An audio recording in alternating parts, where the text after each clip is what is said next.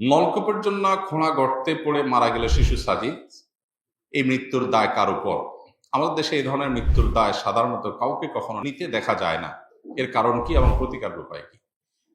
তো ভাই আমার, আমরা সবাই কম বেশি জানি যে অত্যন্ত মর্মান্তিক একটি ঘটনা গতকাল ঘটেছে, যে প্রায় 32 না 33 ঘন্টা যেন বেশ গভীর একটা গর্তের মধ্যে পড়ে একটা শিশু, ছোট বাচ্চা মানুষ, সে তিলে তিলে মারা গেছে এবং দমকল বাহিনীর লোকেরা, আমাদের ফায়ার সার্ভিসের লোকেরা তাকে উদ্ধার করেছেন এবং পরে ডাক্তার তাকে মৃত ঘোষণা করেছে। এই ঘটনাগুলো বাংলাদেশে কিন্তু অহরহ ঘটে।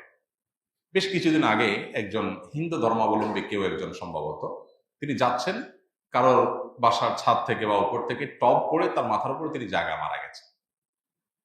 এই যে মৃত্যুগুলো হয়, যার যায় সে বুঝে। এই যে বাচ্চাটা গেল, তার বাবা মার কাছে কেমন লাগছে, তারা কতটা কষ্টের মধ্যে 32 ঘন্টা পার করেছেন। বাচ্চা সম্ভবত 120 ফুট বা আরো গভীর কোনো গর্ত, এই গর্তের মধ্যে পড়ে আছে এবং তিলে তিলে মারা যাচ্ছে।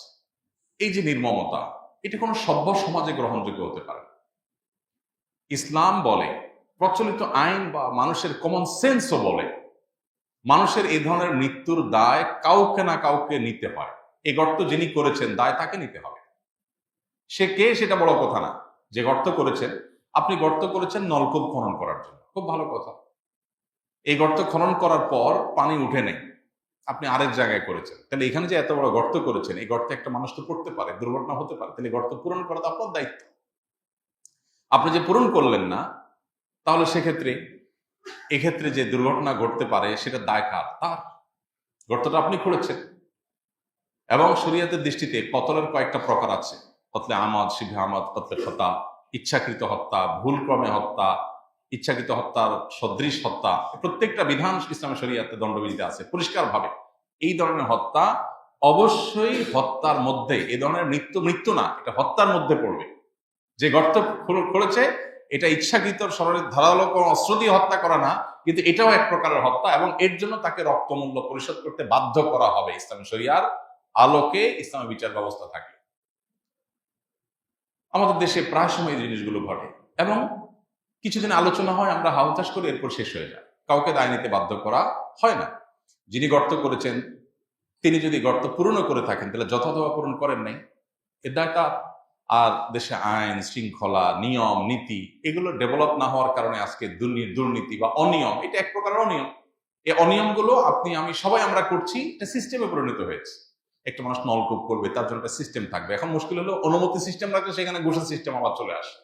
কবে যে আমাদের দেশে এগুলো দূর হবে, একমাত্র আল্লাহ তাআলা ভালো জানেন। অতএব শরিয়ার বিচার ব্যবস্থা বলেন আর মানুষের কমন সেন্স বলেন বা প্রচলিত আইন বলেন, সব ক্ষেত্রেই কিন্তু এই ধরনের মৃত্যুর জন্য কাউকে না কাউকে অবশ্যই দায় নিতে হবে, দায় নিতে বাধ্য করা হবে।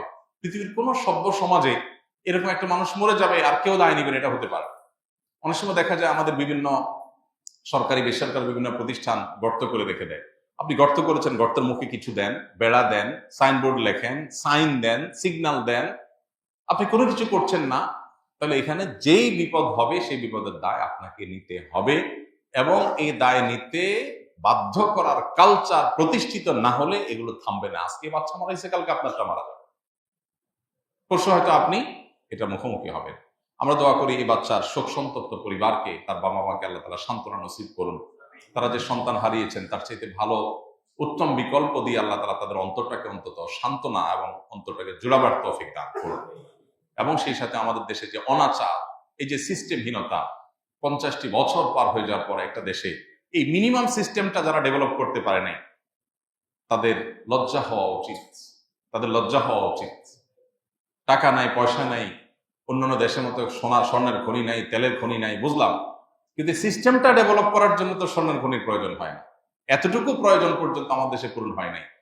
এখনো আফ্রিকার অনেক অনুন্নত দেশের মতো চলছে আমাদের দেশ, অথচ উন্নতির ফুলঝুড়ি আমাদের নেতাদের মুখে অনবরত ফুটতে থাকে। এটা কখনো গ্রহণযোগ্য হতে পারে না। আমরা দোয়া করি আল্লাহ তাআলা আমাদেরকে সিস্টেম থেকে বেরিয়ে আসার তৌফিক দান করুন। আমি ফজর ও মাগরিবের সালাতের পর 3 বার সূরা ইখলাস, 3 বার সূরা ফালাক, 3 বার সূরা নাস পড়ি, অর্থাৎ 3 গুণ 3 সমান 9 বার। আমার কন্যাকে ফু দেই এবং স্ত্রীকে ফু দেই, তারপর আমার হাতে ফু দিয়ে শরীর মোছন করি। মহোদয়ের নিকট আমার প্রশ্ন হলো, এটা কি হবে 3 জনের জন্য 9 বার নাকি 27 বার করতে হবে? খুব দরকারি প্রশ্ন ভাই। অনেকে এই শর্টকাট পদ্ধতিটা করেন। রাতে শোয়ার আগে 3 কুল পড়ে শরীর দম করে ফু দিয়ে শোয়া সুন্নাত। আমাদের আধ্যাত্মিক এবং স্পিরিচুয়ালি নিরাপত্তার জন্য এটা খুব জরুরি। মানুষ যখন ঘুমায় শয়তানের প্রভাব মানুষের মধ্যে পড়ে এবং অনেক সেহের মানুষের ভেতরে প্রবেশ করে শয়তানের মাধ্যমে ঘুমের, এবং ঘুমের স্বপ্নে অনেক কিছু মানুষ খায় যার মাধ্যমে সেহের মানুষকে করানো হয়। এরকম আরো অনেক ধরনের অনাচার এই সমস্ত ক্ষেত্রে হতে পারে। এছাড়াও আরো বিভিন্ন ধরনের ক্ষতি থেকে বাঁচার জন্য নবী সাল্লাল্লাহু আলাইহি ওয়াসাল্লামের যে আমলগুলো আছে এর ভিতরে একটা হলো শোয়ার আগে বিছানা গেছেন 3 বার সূরা ইখলাস পড়েন, 3 বার সূরা ফালাক পড়েন, 3 বার সূরা নাস পড়েন, পড়ে হাতে ফু দিয়ে পুরো শরীরে সেটা মোছেন যেখানে যেখানে সম্ভব মোছেন। এটা হলো সুন্নাত। এটা নিজের নিরাপত্তার জন্য এবং মাস্তুন আমল। এখন তো শুতে গেলে মোবাইল টিপতে টিপতে ঘুমাই আমরা, এগুলো টাইম নেই। এখন যিনি প্রশ্ন করেছেন তার প্রশ্ন হলো যে তিনি 3 কুল পড়ে ফু দিছেন, 3 কুলেই 3 কুল 3 সূরা 3 বার 3 বার মোট 9 বার এই এক পড়া দিয়ে নিজেও মুছলেন, বাচ্চারে ভোরে সবাইরে মুছলেন। এই শর্টকাট পদ্ধতি করা যাবে কিনা? উত্তর হলো না, এটা করা যাবে। এটা ওয়ান টাইম, প্রত্যেকে যার জন্য সে করবে। আপনার স্ত্রীটা আপনি করবে, স্ত্রীটা আপনি কেন করবেন? তারটা সে করবে। বাচ্চাটা বাচ্চাকে শিখাবেন। বাচ্চা যদি ছোট হয় তাহলে আপনার জন্য একবার পড়ে ফু দিবেন, তার জন্য আবার পড়ে ফু দিবেন। এভাবে যদি একবার পড়ে ফু দিলে সবাইটা হয়ে যায় তাহলে তো একবার পড়ে পুরো বাসা, পুরো মহল্লা, মসজিদে সবাই মুছতে মুছতে গেলেই তো হয়ে যায়। শর্টকাট করা যাবে না, আর পড়লে তো সব হবে, সমস্যা কি?